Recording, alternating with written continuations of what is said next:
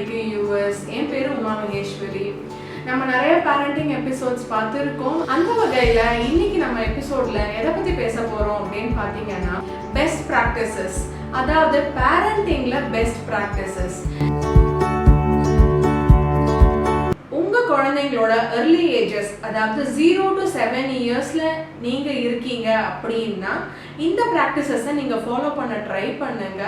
இதனால் உங்கள் பேரண்டிங் ஸ்டைலே கூட மாறிடும். உங்கள் குழந்தைகிட்ட ரொம்ப நிறைய பாசிட்டிவான சேஞ்சஸ் பார்ப்பீங்க. ரொம்ப டைம் வேஸ்ட் பண்ணாமல் டக்குன்னு ஸ்டார்ட் பண்ணலாம். Number 1, repetition works best. இந்த ஏஜை பொறுத்த வரைக்கும் ரெப்படிஷன் ஒர்க்ஸ் பெஸ்ட். அதாவது எதை சொன்னாலும் திருப்பி திருப்பி சொல்லணும். எத்தனை வாட்டி சொல்றது அப்படின்னு கேட்காம அத்தனை வாட்டி சொல்லணும். அப்பதான் அந்த குழந்தைங்களோட மைண்ட்ல அது ரெஜிஸ்டர் ஆகும். நீங்க நினைக்கலாம், நான் 10 நாளா சொல்லிட்டு இருக்கேன், ஒண்ணுமே புரிய மாட்டேங்குது, சொல்றதே செய்ய மாட்டேங்கிறான் அப்படின்னு சொல்லிட்டு. ஆக்சுவலா 10 நாள்ன்றது ரொம்ப ஷார்ட்டான பீரியட். குழந்தைங்களை பொறுத்த வரைக்கும் மினிமம் 3 months ஆச்சும் நீங்க ஒரு விஷயத்த ரெப்படிட்டா செஞ்சாதான் அதுக்கப்புறமா அந்த அந்த சொன்னதுக்கு நம்ம எஃபெக்ட் பார்க்க முடியும். அதே மாதிரி குழந்தைங்களை பொறுத்த வரைக்கும் 2 வயசுல நம்ம சொன்னதை 2 வயசுலயே அவங்க செஞ்சிடணும், 3 மாசம் முடிஞ்சிடுச்சு இப்பவே செய்யல அப்படின்னு நீங்க நினைக்காதீங்க. இது அவங்க வளர வளர லேட்டர் ஸ்டேஜ்ல அவங்களோட வேற ஒரு growthக்கு இது ரொம்ப ஹெல்ப் பண்ணும். அப்ப அவங்க நம்ம சொல்லாமலே தானாவே அதை செய்வாங்க. அப்ப உங்களுக்கு கூட ஆச்சரியமா இருக்கணும், நம்ம சொல்லவே இல்லையே ஆனா செய்யறாங்களே அப்படின்னு சொல்லிட்டு. இதோட காரணம் என்னன்னு பாத்தீங்கன்னா, நீங்க முன்னாடி சொன்ன ரெப்படிட்டிவான விஷயங்கள் அதை இம்ப்ளிமெண்ட் பண்றதுக்கு அவங்க மைண்டுக்கான மெச்சூரிட்டி அந்த டைம்ல இல்லை. பட் அது அவங்க மைண்ட்ல ஏறி இருக்கு. அது அவங்களால எப்போ முடியுமோ அப்போ அதை அவங்க இம்ப்ளிமெண்ட் பண்ணுவாங்க. அதனால ரெப்படிஷன் ஒர்க்ஸ் பெஸ்ட். அண்ட் இப்போ சொன்னோம் இப்போ செய்யலை அப்படின்னு ஃபாஸ்ட்டாக இன்ஸ்டண்ட்டாக ரிசல்ட் எதிர்பார்க்காதீங்க. Point number 2, effective communication. Effective communication பற்றி நம்ம ஃபுல் டீட்டெயில்டாகவே ஒரு வீடியோ போட்டிருக்கோம். பட் இதில் ஷார்ட்டாக சொல்லிடுறேன். உங்கள் குழந்தைகிட்ட நீங்கள் எப்பயுமே ஒரு மீடியம் வச்சுக்கணும். அதாவது அவங்களுக்கு விளையாடி சொன்னாதான் புரியும் அப்படின்னா நீங்கள் விளையாடி சொல்லணும். இல்லை அவங்க கூட புக்ஸ் படிக்கும்போது சொன்னால் அவங்களுக்கு புரியும்னா அப்படி சொல்லணும். இல்லை தூங்கும்போது சொன்னால் கேட்பாங்க அப்படின்னா அப்படி சொல்லணும். அதே மாதிரி குழந்தைங்க உங்ககிட்ட ஏதாவது ஒன்று கேட்குறாங்க பேசுகிறாங்க அப்படின்னா நீங்கள் அதை லிசன் பண்ணணும். அதுக்கப்புறமா அதில் டீட்டெயில்ஸ் கேட்கணும். இப்போது ஒன்று ஏதாவது வரைஞ்சிட்டு கொடுக்குறாங்க அப்படின்னா, இது என்ன வரைஞ்சிருக்க, இது எதனால் ட்ரீன்னு சொல்கிற, இது என்ன ட்ரீ, ஏன் அது க்ரீனாக இருக்குது, ஏன் இது எல்லோவா இல்லை அப்படிங்கிற மாதிரி நிறைய குவெஸ்சன்ஸ் ரைஸ் பண்ணி குழந்தைகிட்ட நிறைய நேரம் பேசும்போது அவங்களுக்கு உங்கள் மேலே ஒரு பாண்டிங் வரும். இந்த பாண்டிங் இந்த கம்யூனிகேஷன் உங்களுக்கு மற்ற விஷயங்களை அவங்களுக்கு ஈஸியாக புரிய வைக்கிறதுக்கு ரொம்பவே ஹெல்ப் பண்ணும். 3வது, ரியாக்ஷன். குழந்தைங்களை பொறுத்த வரைக்கும் எல்லாத்துக்குமே நம்ம ரெஸ்பாண்ட் பண்ணணுமே தவிர ரியாக்ட் பண்ணக்கூடாது. அதாவது ஏதோ ஒரு வேலை செஞ்சுட்டாங்க, நமக்கு கோபம் வர்ற மாதிரி ஏதாவது ஒரு வேலை, சப்போஸ் ஒரு டம்ளர் தண்ணி கொட்டிட்டாங்க அப்படின்னா, இப்படி கொட்டிட்டியே அப்படின்னு சொல்றது ரியாக்ட் பண்றது. ரெஸ்பாண்ட் பண்ணுறது அப்படின்னா என்ன அப்படின்னா, சரி ஓகே அதை ஓரமாக வச்சுட்டு வழுக்கி விழுந்துடாத, துணி எடுத்துகிட்டு தொட, துணி எங்கே இருக்குன்னு தெரியும்ல, ஸோ எடுத்துகிட்டு தொட அப்படின்னு சொல்கிறது ரெஸ்பாண்ட் பண்ணுறது. அதே மாதிரி சில சமயம் குழந்தைங்க நம்மளோட அட்டென்ஷனை சீக் பண்ணுறதுக்காகவே நிறைய வேலை பார்ப்பாங்க. ஸோ எல்லாத்துக்கும் நம்ம ரியாக்ட் பண்ணணும்னு அவசியம் கிடையாது. ஸோ எங்கே ரியாக்ட் பண்ணணும், ரியாக்ட் பண்ணக்கூடாது, எங்கே ரெஸ்பாண்ட் பண்ணணும் அப்படிங்கிறது ரொம்ப க்ரூஷியலான ஒரு விஷயம். பாயிண்ட் நம்பர் 4, பேரண்டிங்கை பொறுத்த வரைக்கும் பேரண்ட்ஸ் 2 பேருக்குமே ஈக்குவலான கான்ட்ரிபியூஷன் இருக்குது. அந்த மாதிரி குழந்தைங்க சோகமாக இருந்தாங்க, இல்லை அவங்க செய்கிற ஏதோ ஒரு விஷயத்தினால கோபமாக இருக்கீங்க அப்படின்னா ஒரே சமயத்தில் அம்மா அப்பா 2 பேருமே கோவப்படக்கூடாது. ஒருத்தர் கோபமாக இருந்தால் இன்னொருத்தர் அவங்க என்ன தப்பு பண்ணாங்க அப்படிங்கிறத அவங்களுக்கு எக்ஸ்பிளைன் பண்ணணும். 2 பேருமே கோபமாக இருந்து 2 பேருமே ரியாக்ட் பண்ணீங்க அப்படின்னா அந்த குழந்தைக்கு என்ன தப்பு பண்ணுறோன்றது புரியாமலே போயிடும்.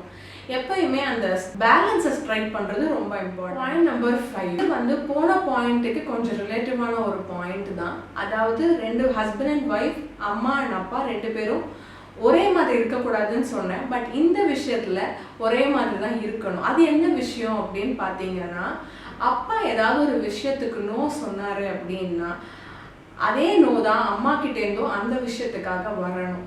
இது ஏன் அப்படி சொல்கிறேன் அப்படின்னு சொன்னீங்கன்னா, இந்த மாதிரி நடக்கும்போது மட்டும்தான் அந்த குழந்தைக்கு ஓகே இது தப்பு போல இருக்குது, அதனால தான் 2 பேருமே நோ சொல்கிறாங்க, இது நமக்கு தேவையில்லை போல இருக்குது அப்படிங்கிற அந்த ஆட்டிடியூட் வரும்.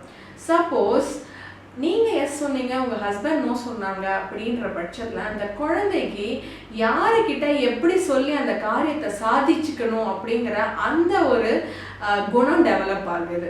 அதாவது உங்களுக்கு பிடிக்காத விஷயத்த உங்கள் ஹஸ்பண்ட் கிட்ட எஸ் வாங்கிடுவாங்க, அவங்களுக்கு பிடிக்காத விஷயத்த உங்ககிட்ட எஸ் வாங்கிடுவாங்க. ஆக மொத்தம் அந்த குழந்தைக்கு எல்லாமே நடந்துருது. ஸோ அவங்களுக்கு நல்லது எது கெட்டது எதுன்னு தெரியாததுனால இந்த மாதிரி ஒரு ஆட்டிடியூட், அதாவது அம்மா அப்பா 2 பேருமே ஒரே ட்ராக் மாதிரி இருக்கணும். ட்ராக்ல 2 லைனும் தனியாக போனாலும் 2ம் ஒரே மாதிரி இருக்கணும், சேர்ந்து இருக்கணும். அப்போ தான் வந்து அந்த ட்ரெயின் கரெக்டாக போகும். ஸோ அந்த குழந்தைங்க தான் ட்ரெயின் மாதிரி. பாயிண்ட் நம்பர் 6, குழந்தைங்களை பொறுத்த வரைக்கும் லிசனிங் ஸ்கில்ஸ் அவங்களுக்கு ரொம்ப ரொம்ப ஜாஸ்தி. குழந்தைங்க முன்னாடி எப்பயுமே பாசிட்டிவ்ஸ் தான் பேசணும். வீட்டுக்கு ரிலேட்டிவ்ஸ் வந்தாலும் சரி, நம்ம ஃபோனில் யார்கிட்டையாவது பேசினாலும் சரி, நம்மளை சுற்றி நம்ம குழந்தைங்க இருக்காங்க அப்படின்னாலே நம்ம பாசிட்டிவாக மட்டும்தான் பேசணும். அது அவங்கள பற்றி மட்டும் கிடையாது, அவங்களோட ஃப்ரெண்ட்ஸ், டீச்சர்ஸ், இல்லை சிப்ளிங்ஸ் யாராச்சும், இல்லை தாத்தா பாட்டியாகவே இருந்தாலும், வேறு ரிலேட்டிவ்ஸாக இருந்தாலுமே குழந்தைங்க முன்னாடி அவங்கள பற்றி நம்ம பாசிட்டிவாக மட்டும்தான் பேசணும். இதுதான் நாளைக்கு அவங்களையும் ஒரு பாசிட்டிவ் பர்சனாக மாற்றும். வேறு யாரை பற்றியும் அவங்க தப்பாக நினைக்காம இருக்கிறதுக்கு இது ரொம்ப முக்கியமான ஒரு விஷயம்.